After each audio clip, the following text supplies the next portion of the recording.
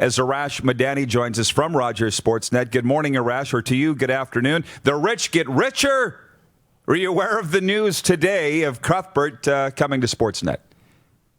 I just saw it about 10 minutes ago myself, Rod. So I've worked with Chris in my CFL days and thrilled that he's going to be a teammate now.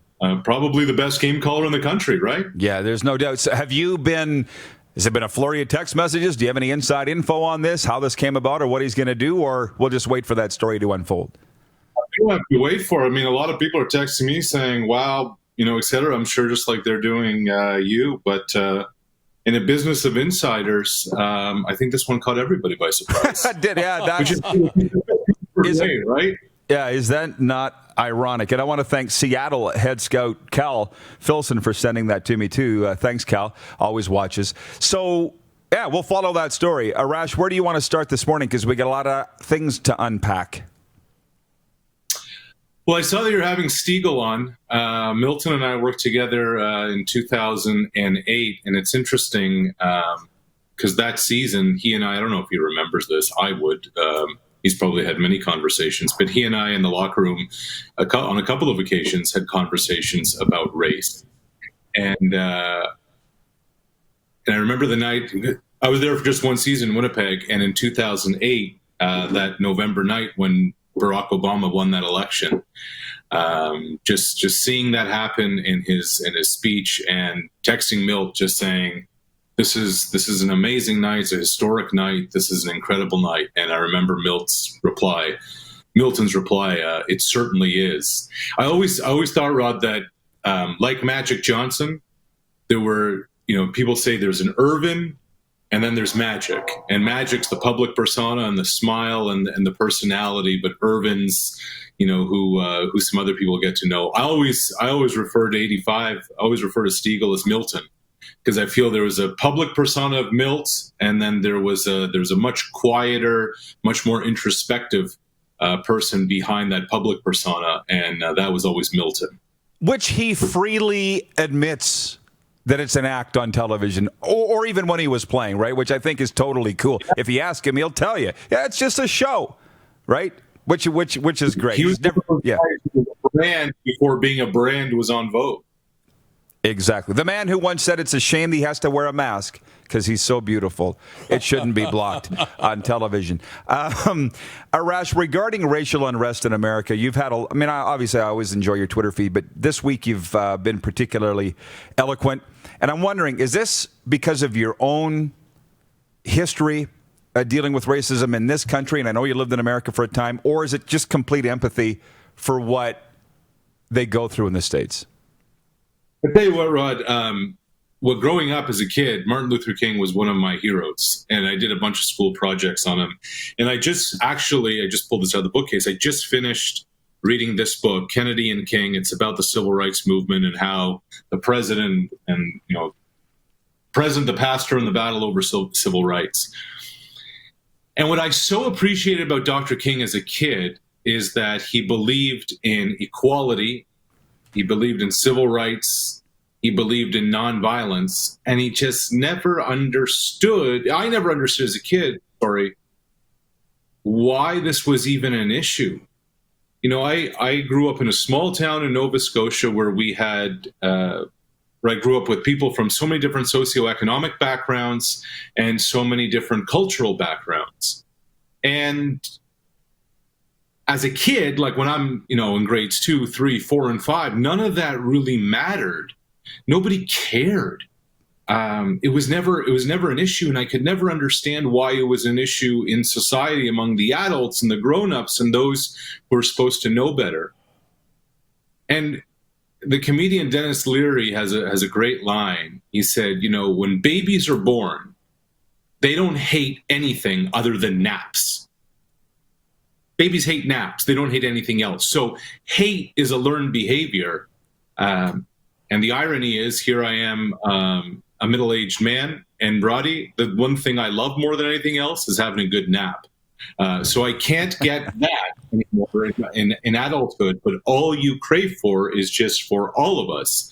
What was Dr. King's dream was that his children would not be judged by the color of their skin, but by the content of their character. His dream was that little black boys and little black girls would be able to hold hands and march with little white boys and little white girls.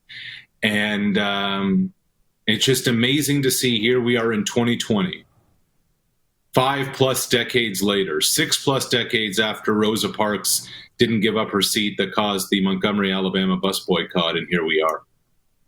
I know. Well, I wonder if it will ever change. I could talk about this all day. I'm not sure the viewers want to watch it all day, but this is what I think. I don't think it's going to change, not anytime soon, because you need to want to change. I mean, you can look inside your own home. That would be a nice place to start. But to tell other people how to act, as my mom would say, it's like pissing into the wind. I think it's about just having uncomfortable conversations and just being willing to listen to hear other people's perspectives. And what do we do? What do you do on a daily basis, Rod? Give opinion. You have sports conversations and sports debates where a fan of the Riders will say, my team is better than your team, and a fan of the Bombers will say, well, hold on, this is why I think my team is better than yours. And you hope that out of the conversation, in addition to some laughs, in addition to some things that make you mad and some things that make you angry, you'll also think a little bit and you say, you know what? That's a really good point.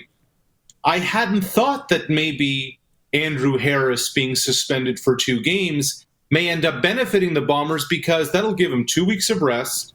It'll give him 2 weeks to rest the body and be a little more fresh going into the playoffs.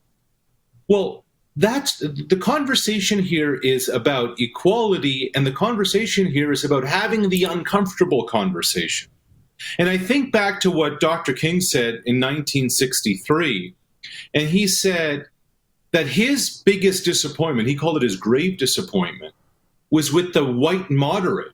He said it wasn't about the Ku Klux Klaner, but the white moderate who is more devoted to order than justice, who says, the white moderate who says, I agree with you in the goal that you seek, but I do not agree, I cannot agree with your methods of direct action. Well, isn't that what Kaepernick was? And trying to blur it, that it's about the flag and it's about the military. It was never about that. Colin Kaepernick's point is there is systemic racism among police in our country. Let's talk about this. And there was a disdain towards Colin Kaepernick. How dare he bring it up peacefully during a football game? And that move by Kaepernick that led to LeBron and Kobe wearing the I Can't Breathe t-shirts, and so many players, so many athletes, and not just athletes of color, the Chris Longs of the world speaking out. Let's have these conversations in our own living rooms whenever we get to do it. Let's have them on our Zoom conversations when we're having a happy hour cocktail together. Let's just talk, but also, most importantly, Rod, let's just listen. Let's just listen, try and gain a perspective, try and gain an understanding that we may not have. And I don't think anybody is going to tell you what to do. I'm not going to tell a Rider fan, you should be a fan of another team or a fan of another player.